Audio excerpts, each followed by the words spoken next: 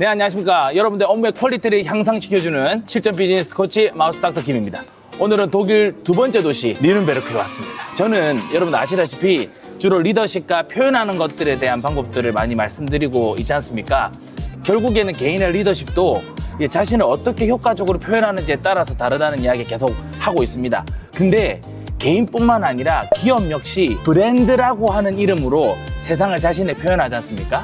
그래서 오늘은 브랜드도 기업이 사회와 소통하는 그리고 표현하는 수단이라는 관점에서 영상을 한번 준비해 보았습니다. 지금 여기 보이시는 이 배경은 독일 바이렌주에 있는 뉘른베르크 구시가지에 와 있습니다. 그 중에서도 성제발트 교회라는 곳에 와 있는데요.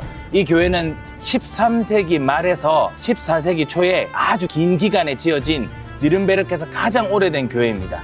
근데 여기 제가 왜 나와 있냐면 이 도시는 600년 넘게 장난감의 도시로 불리고 있습니다. 그리고 700년, 800년 이상 되는 전통 소세지 집도 정말 많습니다. 그래서 저는 뉘른베르크 도시에서 플레이모빌 펀파크, 그리고 뉘른베르크 장난감 박물관, 그리고 700년 이상 이어오고 있는 전통 소세지 집을 들려보려고 합니다. 제가 이 장소를 세 곳을 선정한 이유는 기업에 표현하는 것들이 어떻게 탄생하고 유지하는가를 한번 보려고 합니다.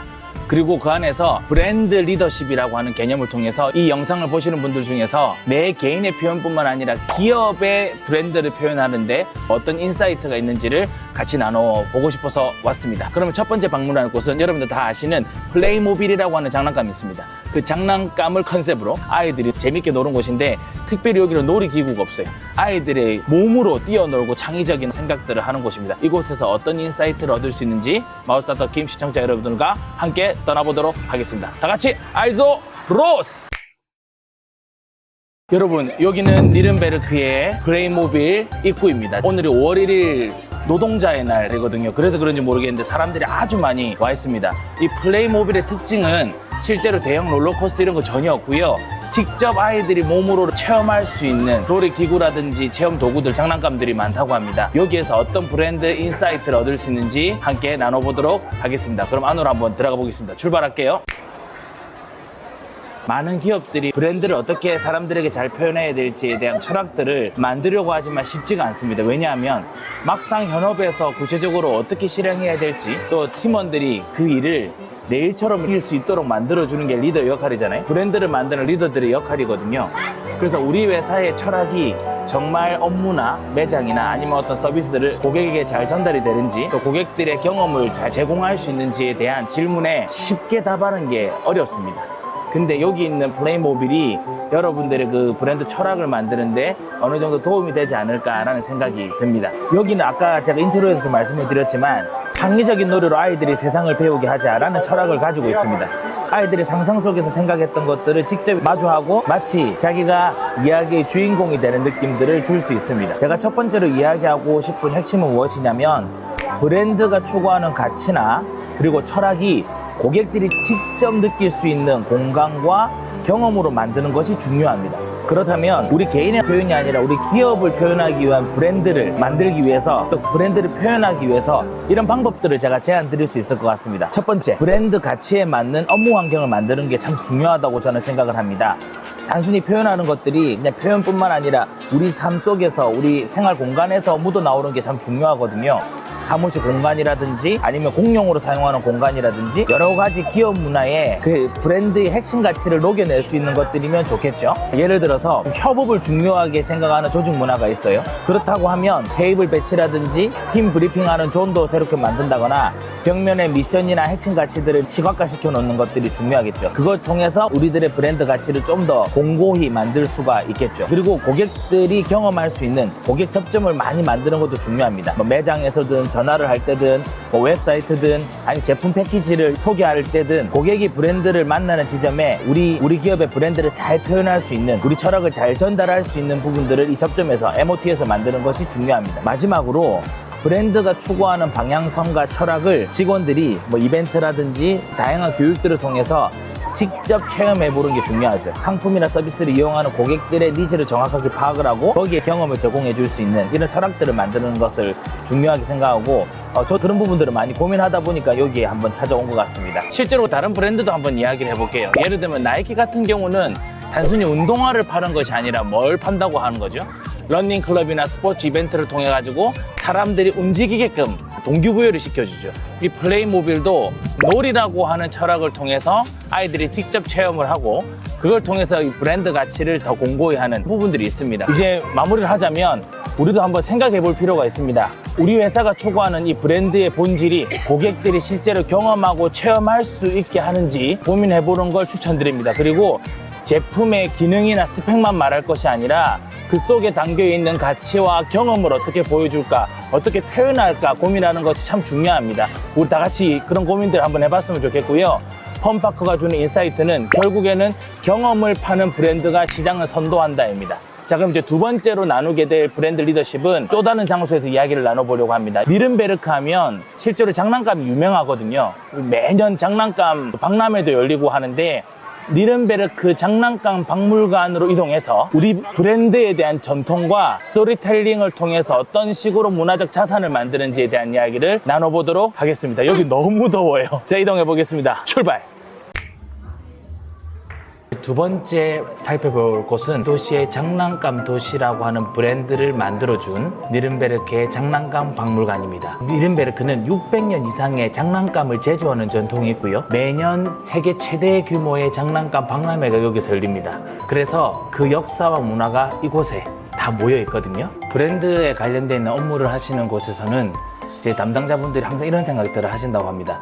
우리 브랜드가 역사가 좀 짧은데 어떻게 스토리를 만들어갈까? 같은 업종에 경쟁이 아주 치열한데 단순히 스펙만으로 좀 부족하지 않나? 그런 고민들을 많이 하시거든요. 바로 이곳 박물관에서 단순히 상품이 아니라 오랜 전통과 문화 속에서 어떻게 재탄생시키는지를 보여준 힌트가 있습니다. 역사적인 스토리로 인정을 해주고 있다는 겁니다. 이런 전시가 상징하는 바가 무엇일까요? 브랜드가 바로 역사나 문화, 스토리를 어떻게 축적해 나가는지에 따라서 영속성이 달라진다는 겁니다. 브랜드 담당자들이 이런 이야기를 합니다. 우리 제품이 단순하게 일시적인 트렌드를 넘어서서 장기적으로 사람들에게 기억을 남길 수 있는지 이런 부분들을 많이 고민하거든요. 바로 이것이 문화적 자리매김을 한다라고 이야기를 할 수가 있을 것 같습니다. 아까 우리가 봤던 플레이모빌 같은 경우도 철저하게 놀이하는 문화, 아이들이 몸으로 움직이면서 창의적인 생각을 하고 세상을 깨우쳐간다는 그런 철학들을 꾸준히 이어왔기 때문에 그런 맥락 속에서 브랜드가 성장해온 것입니다. 지금 영상을 보고 계시는 브랜드 담당자들도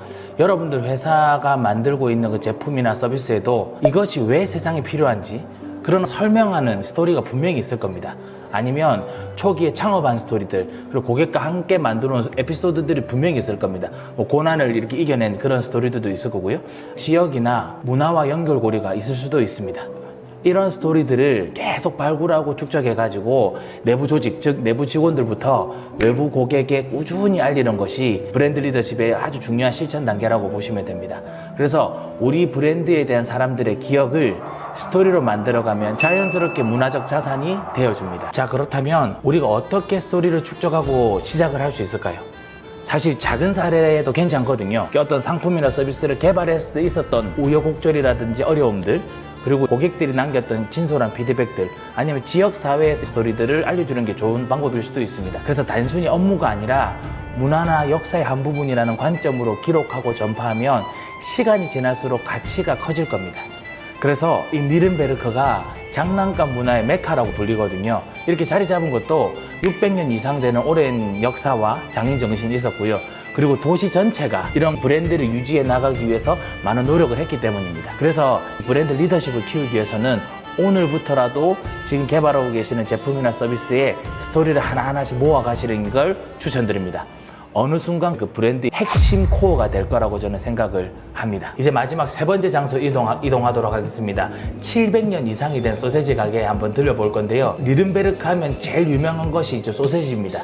다양한 식당들이 있는데 여기서 700년 이상이나 이 브랜드를 유지해 나갈 수 있었던 한번 보러 가겠습니다. 마지막 세 번째 브랜드 리더십의 인사이트를 그 700년 넘는 소세지 집으로 한번 이동해서 이야기 나눠보도록 하겠습니다. 출발하겠습니다. 이제 마지막으로 소개할 곳은 14세기부터 운영되었던 소세지 집입니다. 뒤에 간판 보이시죠? 700년 가까운 세월 동안 전쟁도 있었고 흉년이라든지 시대적 변화들을 다 겪으면서 여전히 사랑받고 있는 니른베르크의 소세지 가게입니다. 역사적으로 보면 원료값이 폭등했던 시기도 있고요. 하지만 그 품질을 유지시키기 위해서 가격을 올리는 게 아니라 차라리 소세지 크기를 줄이는 유연성을 발휘하면서 사업을 계속 해왔습니다. 동시에 장작불로 굽는 이 정통적인 방식을 지금까지 고수해오고 있거든요. 그렇기 때문에 이 핵심 가치는 지키고 나머지는 상황에 따라 과감하게 변화하는 태도가 장기적인 생존 비결이었던 것 같습니다. 브랜드 리더십의 세 번째 키워드는 바로 지속성입니다. 환경이 변할 때 모든 것을 버리는 게 아니라 지켜야 할 본질들을 정확하게 알고 다른 것들을 유연하게 대응하고 하는 것들이 브랜드 리더십의 핵심이라고 보시면 됩니다. 고객이 브랜드를 믿는 거는, 또 그 브랜드를 구매하는 거는 세월이 지나고 시간이 지나더라도 그 브랜드에 대한 가치가, 뿌리가 흔들리지 않았다는 겁니다. 이 식당은 700년 동안 그 신뢰를 이어갔습니다. 하지만 우리 브랜드의 정체성을, 뿌리를 잃어버리게 되면 결국 브랜드도 무너지게 됩니다. 그래서 본질은 지키되 적용하는 방식들은 유연하게 대처하는 것이 브랜드 리더십의 핵심이라고 보시면 됩니다. 이것이 이 오래된 소세지집에서 전해주는 마지막 교훈입니다. 브랜드 업무를 담당하시는 분들 많이 고민이 많으실 겁니다. 전통과 혁신 사이에서 어떤 식으로 스탠스를 취해야 될 건지, 내부 직원들조차도 왜 가만히 있는 브랜드를 바꾸고 전통을 고수하면 되지 왜 바꾸냐라고 하는 그런 비난들도 받으실 때가 있을 거고요. 당장 수익성이 있는지 없는지, 그건 ROI가 측정이 안 되는 그런 어려움들도 있습니다. 시간이 걸리더라도 고객들에게 신뢰를 받고 고객들에게 신뢰를 쌓은 브랜드, 결국 살아남고 성장할 것이라고 생각합니다. 기업의 좋은 표현을 위해서 고민하시는 브랜드 담당자님께서 하신 이 작업들이 향후 100년, 200년 동안 이 브랜드가 사람들에게 이어져 오기를 진심으로 바랍니다. 오늘 니른베르크에서 촬영한 이야기는 여기까지 하도록 하고요. 마우스 닥터 킴은 또 재밌는 컨텐츠로 한번 찾아와 보도록 하겠습니다. 다음 컨텐츠는 다른 나라에서 또 시작을 할 예정입니다. 많은 관심 부탁드리고 끝까지 시청해 주시면 감사하겠습니다. 좋아요와 구독 눌러주시고요. 다음에 또 뵙겠습니다. 지금까지 마우스 닥터 킴 김지백이었습니다. 감사합니다.